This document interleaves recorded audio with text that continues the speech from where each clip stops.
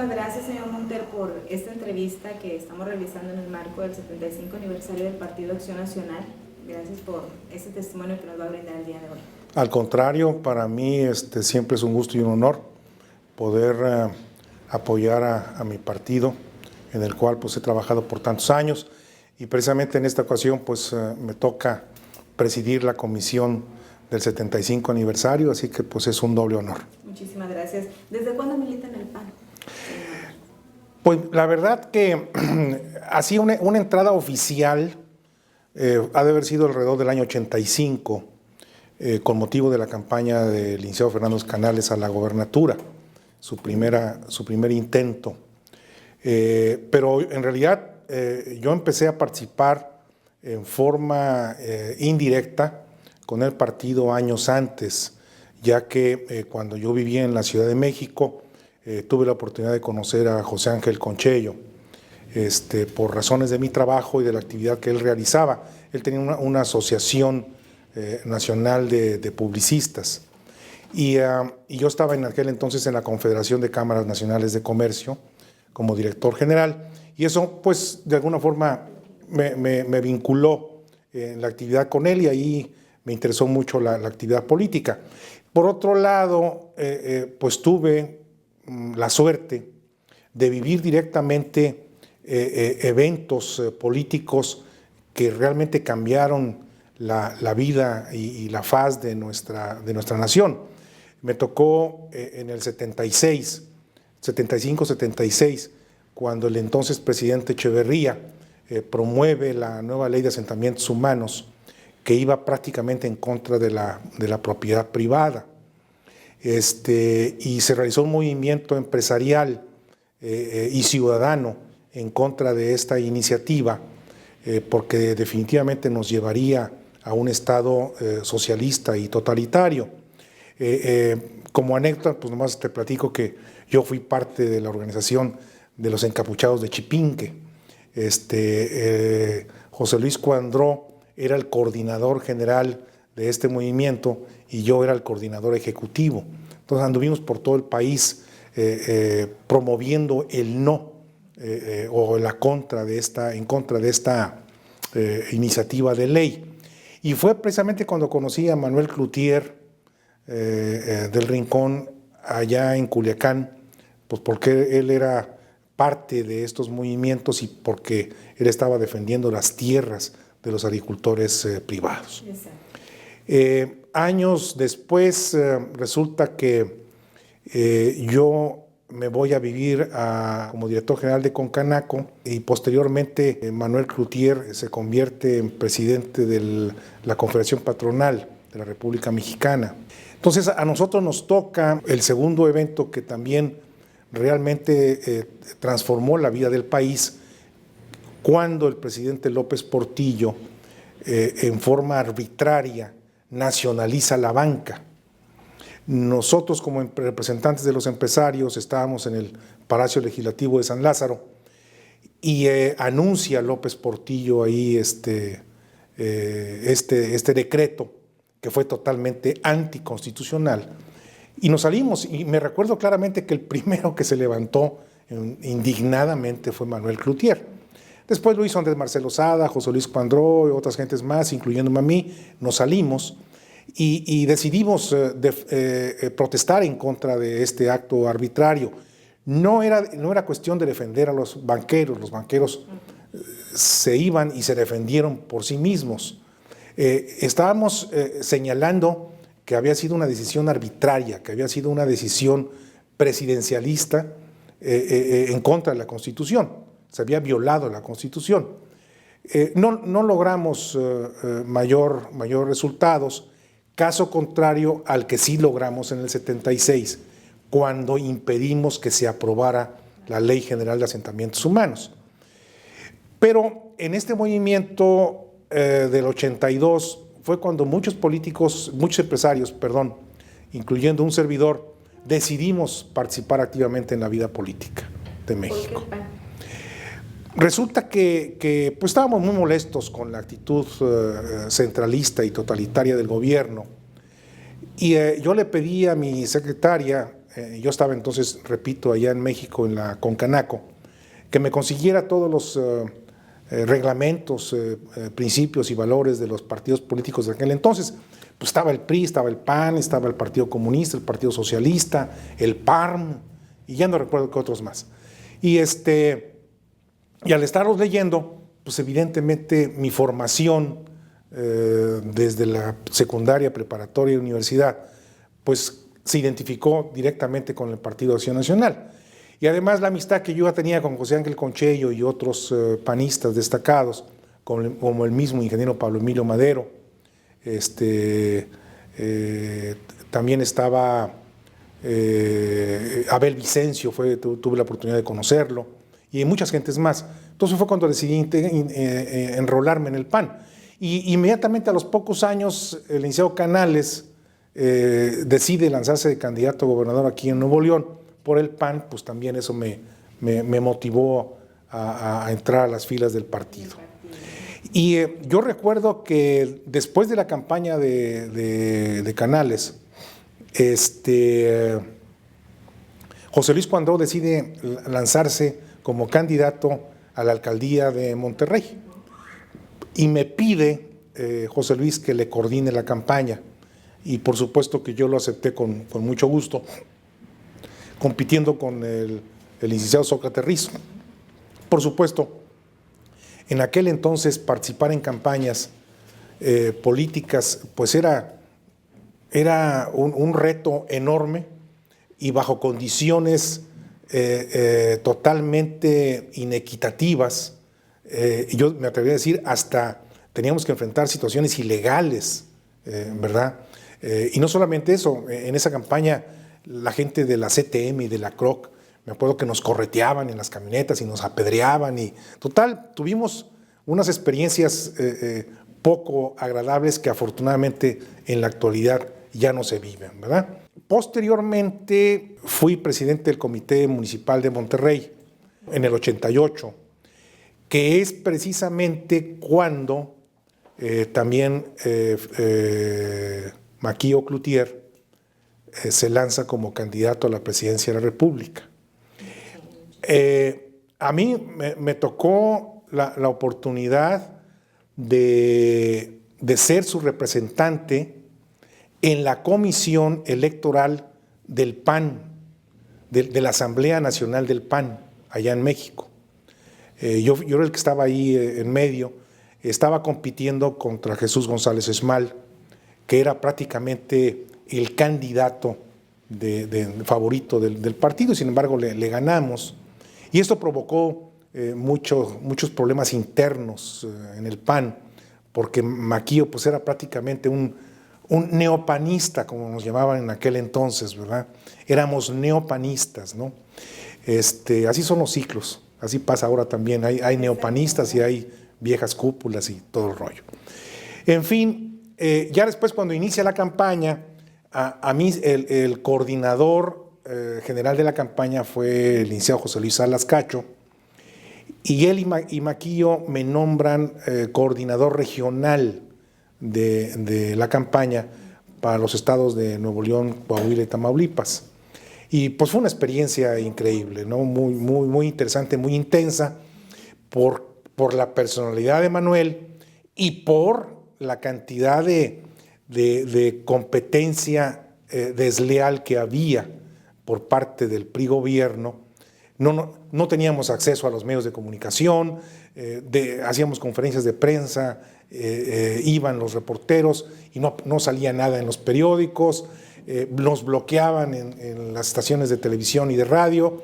Me acuerdo que un día tuvimos que tomar aquí en Nuevo León una estación de radio, creo que fue la XFB, que estaba en 5 de Mayo y Juárez, si mal no me acuerdo. Por ahí estaba, si mal no me acuerdo. Porque no pasaban la noticia sobre Maquillo. Nos brincamos, nos subimos al ¿cómo se llama? Había un techito ahí, nos metimos adentro de la estación, llegó la policía, nos sacaron. Afortunadamente yo logré salir antes de que llegara la policía. Entonces el director o gerente de la estación, no recuerdo su nombre ahorita, pide hablar conmigo, yo le hablo, le contesto, y empezamos a hablar telefónicamente y le digo, oiga, es que lo único que quiero nomás es una entrevista. Digo, ¿por qué no? ¿Verdad? Total, después de muchas, es que son instrucciones que yo tengo de México. Bueno, dígame con quién tengo que hablar en México, ¿no? Para que nos permitan el acceso. Lo mismo tuve que hacer ¿cómo se llama? En multimedia. Bueno, en aquel entonces no era multimedios, era Organización Estrellas de Oro. Tuve que hablar con don Dionisio González. Él, como buen priista, pues no quería tampoco darnos el caso, pero al final de cuentas accedió. Dijo, sí, tráigamelo aquí a ver si es cierto que es tan calzonudo como dicen y a ver si conmigo puede y total. Llevé a Manuel y ahí se dieron un buen agarrón y salió la nota, ¿no? Afortunadamente. Pero tuvimos que romper muchos paradigmas, muchas barreras. Por ejemplo, ya teníamos autorización para hacer un meeting aquí en la Macroplaza y entonces el gobierno del estado nos cancela, ¿verdad? Y el cancelar el evento nos bloqueaba toda una serie de eventos, no tan solo aquí en Monterrey, sino también en Tamaulipas, ¿no? Me acuerdo que me fui directamente a pedir cita con el gobernador del estado, que entonces era Jorge Treviño. Su secretario general del estado era Natividad González Parás y el subsecretario era Jesús Arias. Entonces me recibió Jesús Arias y total me atendió muy amablemente. Yo ya sabía que me iban a decir que no, pero les fui a pedir el avión del gobierno del estado para traer a Manuel y poder llevarlo después a Tamaulipas y que nos diera tiempo de poder desarrollar todo el evento. Por supuesto, me dijeron que no, pero esa fue la noticia. Entonces teníamos que crear expectación y crear noticias para que aparecieran en los medios, porque de otra forma era imposible prácticamente que saliéramos, ¿no? Y en esa visita, pues ya había agarrado fuerza la campaña, ya estaba... Sí, ya Manuel traía una fuerza impresionante, no solamente en Monterrey, sino en todo el país. En Tamaulipas tuvo un arrastre muy fuerte en sus visitas a la frontera, a Victoria, a Tampico. Era impresionante la cantidad de gente que salía a la calle, ¿no?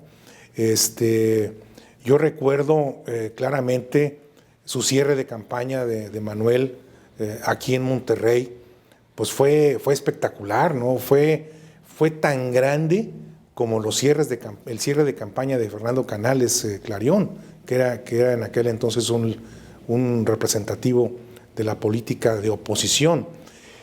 Y precisamente platicando de oposición, pues yo te puedo comentar que las cosas han cambiado, las reglas han cambiado. Evidentemente ahora hay un piso ligeramente más parejo, pero sigue estando chipotudo, ¿verdad? Y si está chipotudo siempre a favor del PRI gobierno o de quien esté en el gobierno, ¿no? La compra de votos y todo eso pues sigue prevaleciendo. Ya no hay robo de urnas, ya no hay duplicación del padrón electoral,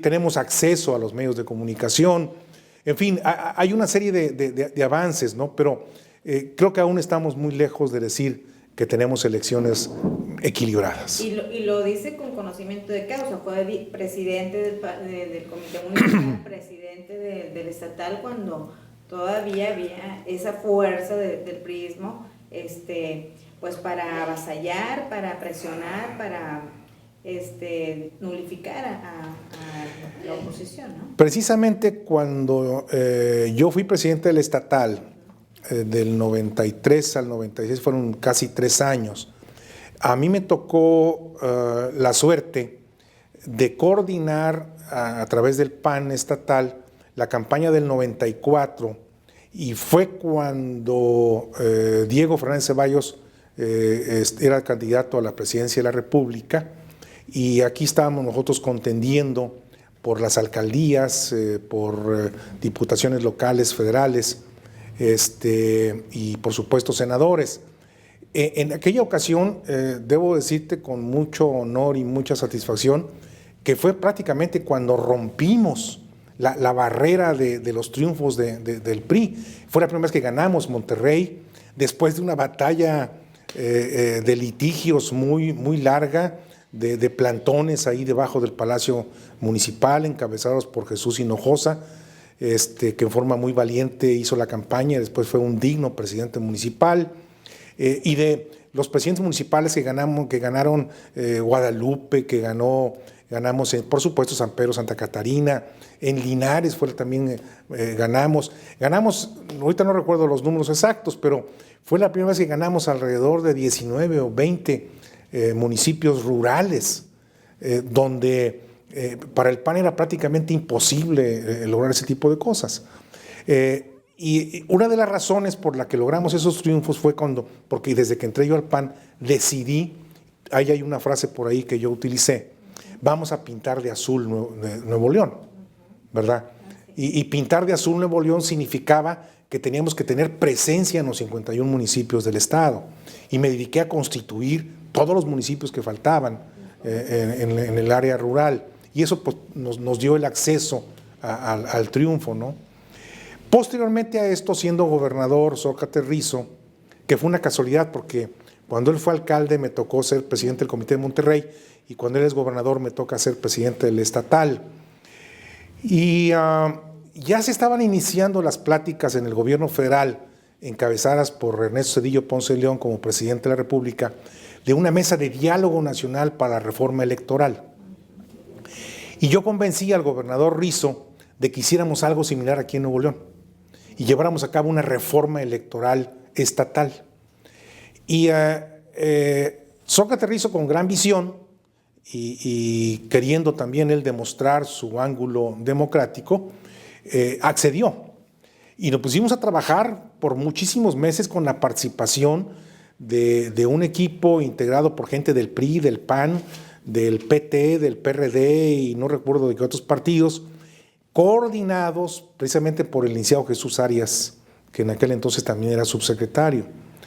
Y debo decirte con mucha satisfacción que fuimos de los primeros estados en tener nuestra propia legislación estatal, autónoma e independiente del gobierno del estado. ¿Ya estaba ciudadanizado todavía? No, ¿verdad? No, Todavía no. no.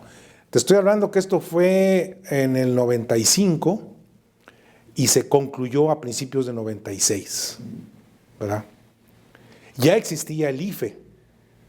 El IFE en México ya existía, pero no, y estaba ya independiente del gobierno, del gobierno federal, ¿verdad? Pero las reglas todavía andaban muy confusas. ¿Qué fue el cambio entonces que se logró en ese? En primer lugar, se constituyó la Comisión Estatal Electoral desligada de la Secretaría General de Gobierno, ¿verdad? Y el presidente de la Comisión Estatal Electoral fue electo en una terna en el Congreso del Estado, ya no fue designado por el gobernador. ¿Quién quedó? No recuerdo su nombre ahorita, la verdad.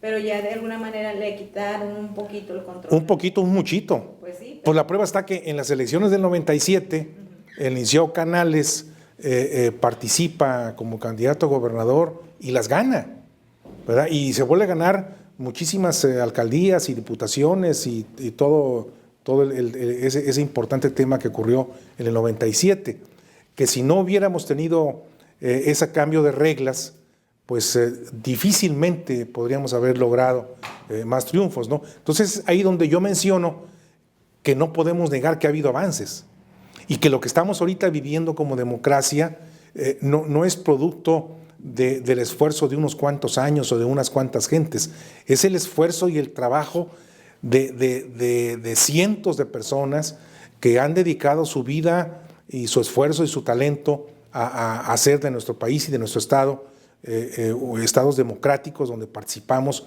y queremos seguir participando como ciudadanos libres, ¿verdad? Exacto. Nada más regresándonos un poquito a esta visita que usted coordinó del Maquio. Menciona que tuvieron que tomar la estación de radio, que tuvieron que hablar con el señor Dionisio. ¿Cuál era el sentir en ese momento del Maquio? O sea, si era una persona muy recia, de un carácter muy fuerte y entrón.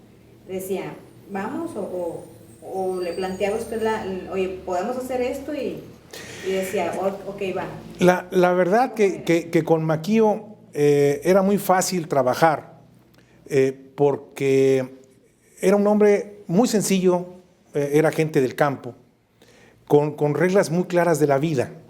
Entonces, cuando teníamos las juntas de planeación de la campaña en la Ciudad de México, ahí se definían las líneas de acción, ¿verdad? Y una vez definidas las líneas de acción, pues nomás era cuestión de seguirlas, ¿verdad? Porque ya sabíamos que íbamos a contar no solamente con el apoyo de Manuel, sino con esa personalidad tan fuerte que él tenía, y sobre todo la empatía que ya había con la ciudadanía. Era impresionante cómo la gente se conectaba con Manuel, porque su forma de hablar era una forma de hablar muy sencilla, ¿verdad? Era muy franca, muy directa. Tiene muchas frases Manuel, ¿no? Manuel, yo me acuerdo de una de ellas, ¿no? Que él decía, a ver, ¿por qué no se le puede quitar una mazorca ¿cómo se llama? Al marrano? Y dice, pues porque su comida ya es cochino, así son los del PRI, ¿verdad? Y tenía como esas frases muchísimas, ¿verdad? Entonces la gente se conectaba directamente con él. ¿Por qué? Porque lo entendían perfectamente bien. Y ya cuando es la elección directa, que fue muy desagradable, por cierto, porque resulta que declaran vencedor al licenciado Salinas de Gortari ese mismo día alrededor de las 4 o 5 de la tarde, cuando todavía ni siquiera habían cerrado las casillas, todavía estaba el proceso de votación y después el proceso de cómputo. Es cuando el secretario general, el secretario de Gobernación en México, Manuel Bartlett Díaz, dice que el sistema se cayó. Pues no, el sistema no se cayó, el sistema nunca lo subieron, ¿verdad? Porque a final de cuentas no sabemos quién fue el triunfador. Lo que sí sabemos es que no fue Salinas, ¿verdad? Pudo haber sido Manuel Cloutier o pudo haber sido el candidato Cárdenas por parte de la izquierda, ¿verdad? Pero el hecho es de que no lo supimos en realidad. Después ahí se presentó una serie de números y de cifras y porcentajes que no cuadraban en ningún sentido. Y eso nos obligó como miembros de la clase política a crear la famosa mesa de Chapultepec, en la que empezó una serie de personalidades, nos juntábamos ahí para analizar las posibilidades de una nueva ley electoral y qué es lo que teníamos que hacer. Entonces, esta lucha por la democracia no es de ahora, ¿no? Es de hace muchos años y va a seguir así, pero va a seguir así porque lamentablemente no hay una conciencia real por parte de la clase política de que tenemos que servir a la comunidad, no a la clase política, ¿verdad? Y esto se acaba de enriquecer con otro tema. Mientras en México siga habiendo más de 50 millones de mexicanos viviendo en la pobreza, los candidatos se les facilita la compra del voto por las necesidades de esta gente, ¿verdad? Entonces, un ejemplo que te doy de Manuel Cloutier, me acuerdo que estábamos en Matamoros repartiendo, volanteando junto con Manuel Cloutier, y va pasando un camión, un autobús urbano con un letrero de la CTM, ¿verdad? Y Manuel lo para inmediatamente, ¿verdad? Y el chofer pues lo reconoció y dice, Maquío, ¿cómo está? Yo le voy a usted, a ver, entonces déjanos poner pegotes del PAN en el camión. No, porque es de la CTM. Dice, bueno, el camión no vota, pero ustedes sí votan.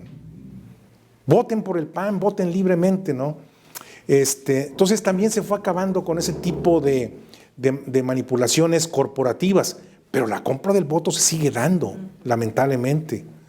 Y eso es algo que tenemos que luchar y eso es algo que tenemos que recordar dentro del aniversario de nuestro partido, de que en nuestros principios y valores está el de la subsidiariedad, ¿verdad? Y está el de la solidaridad también. Entonces, tenemos que ser solidarios y subsidiarios, con los pobres, pero no para que sean pobres siempre. No, tenemos que acabar con la pobreza. Tenemos que acabar, bajarla a su mínima expresión, porque no es justo que en México, después de tantos años de lucha, de tantos millones y millones de pesos que se han desperdiciado en programas sociales, todavía sigamos cargando con esta pobreza. ¿Qué le dejó el haber conocido al señor Maquin? Fue su coordinador, estuvo trabajando con él desde la época de Echeverría y después ya como pues compañero y amigo en campañas. ¿Qué le dejó esa personalidad, esa amistad, ese pues vínculo tan estrecho? Me dejó ese gran amor que él le tenía a su país. Fue impresionante la forma en que Manuel se entregó a favor de México, pero también me dejó un legado de lo que es el respeto a la ley, de lo que es el respeto al ser humano, a la dignidad del ser humano. Poco se ha hablado, al menos no lo recuerdo últimamente, pero por ejemplo él trataba a sus empleados, a sus jornaleros allá en Culiacán como iguales y con un nivel de vida por encima del promedio, a pesar de las amenazas y a pesar de los problemas que vivían en aquella época. Manuel siempre fue muy justo y fue sobre todo un empresario que le dio mucho a la gente y a su gente. Otro legado que nos dejó Manuel, pues fue su franqueza, su lenguaje, ¿verdad? No hace falta hacer discursos elevados y discursos demagógicos para entregarse y darle a conocer al pueblo. Manuel lo hacía con una sencillez impresionante y el pueblo lo entendía y él entendía al pueblo. Exactamente. Creo que en esta lucha se ha cosechado todo este trabajo o parte de este trabajo, o sea, políticamente, con la lucha de Maquillo, con la lucha de muchos otros que desde la oposición han tratado de combatir el Partido Revolucionario Institucional. Yo creo que a mi edad, que todavía estoy chavo, joven, porque sigo actuando como joven y con mucha energía, pero ya con la edad que tengo y los años que han pasado, sería infantil de mi parte decir que sí hemos tenido ya muchas cosechas. Hemos tenido muchos logros, pero yo creo que todavía nos falta mucho. Y creo que un pendiente importante, al menos para mí, es que ni el PAN ni la clase política ha logrado reducir los niveles de pobreza en nuestro país. Y esto es un reclamo, no solamente de tu servidor, sino de toda una sociedad, que no podemos seguir viviendo así, no hay por qué. Yo insisto, y a lo mejor mi frase es demasiado dura, pero no me arrepiento en decirla, la he dicho en público varias ocasiones. Yo en lo personal estoy convencido que el sistema político, económico y social de México está caduco, está rebasado. Tenemos que hacer otra estructura totalmente distinta, una estructura que vaya encaminada más al ciudadano, a la persona, que a los partidos o que a los grupos de poder. Tenemos que acabar con el autoritarismo, con la autocracia que hay en nuestro país. Y creo que nuestro partido tiene esa factura pendiente.